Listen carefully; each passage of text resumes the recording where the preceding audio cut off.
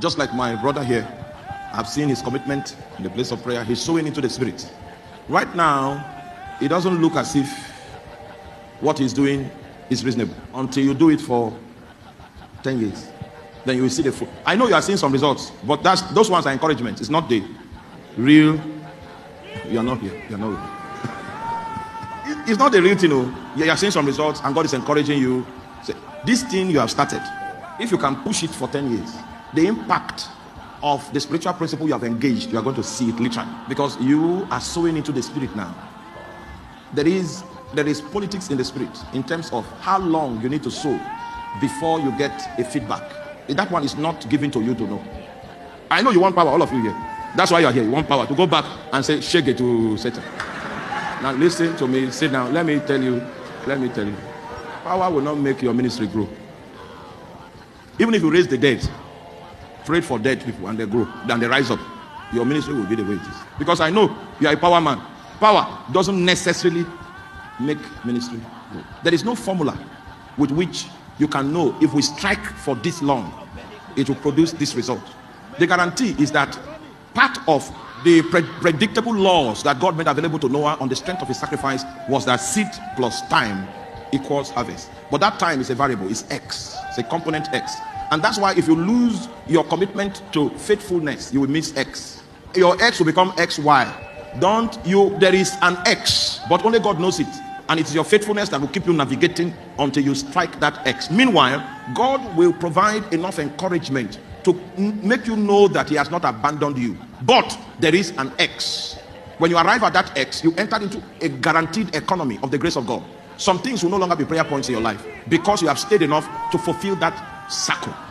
The true meaning of sowing and reaping, even though if you apply it on other fronts, it's not theologically wrong, but from the perspective of the New Testament, is a commitment to sow into the spirit. Now, I need to tell you a few things here. There are a few currencies that you must be acquainted with. When the day of return of investment begins to find expression, God will give a few things, one of which is influence. Influence is the currency of greatness. This thing you are doing now, okay? This thing you are doing, no, don't stand up. Don't stand up. This thing you are doing, a time will come where it will produce influence. This thing you are doing, a time will come where God will give you a voice. These are the products that you are going to find at the end of this tunnel. If you enter into influence without God's ordination, that's the sure way for destruction, because you will not have the capacity to withstand the pressures that are going to come at that level.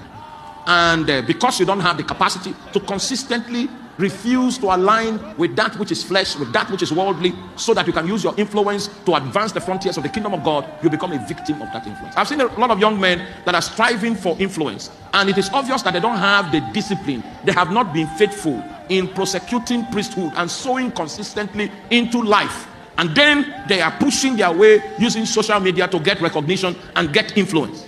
His undoing will be that influence. He would have been a better man that was better off without that influence, because he entered into the corridor of influence without adequate preparation. Pastor, if you go to London and you plant a church in London, and the members that come to that church are Igbo people, and you go to Austria, you plant a church in Austria, and the members that come to that church are Igbo people, and you go to Switzerland and you plant a church in Switzerland, and the people that come there are Igbo people, you don't have an international ministry. You have a call to the Igbo nation. That's not an... Okay, you don't like my talk. It means what you have is only relevant to Igbo people. That's not an international ministry. That is just a mantle to the Igbo nation. So Igbo people in London, you are going there, they respond to the mantle. Igbo people in Austria, you go there, they respond to the mantle. Igbo people in Switzerland, you go there, they respond to the mantle. But there is no other people group on the face of the earth that is attracted to what you have, because you are not relevant to them. When God raises a voice, that voice cuts across tribes. It is multilingual, it is multinational, it is multiracial. There is an ingredient that God will put in your voice that will make your voice have that level of reach, and that is one of the signs that you fulfilled your time in the cave and you did not attempt to promote yourself.